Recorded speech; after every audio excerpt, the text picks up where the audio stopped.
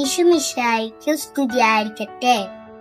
ബത്ലഹേമിലെ കാലിത്തൊഴുത്തിൽ പൊന്നുണ്ണീശോയെ പരിശുദ്ധ അമ്മ നമുക്ക് സമ്മാനമായി നൽകി.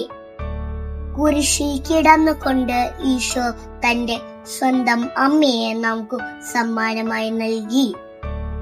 ഈ പരിശുദ്ധ അമ്മയുടെ ജനന തിരുനാളിന് ഒരുക്കമായി LF യൂണിറ്റ് സമർപ്പിക്കുന്ന സ്നേഹ സമ്മാനം.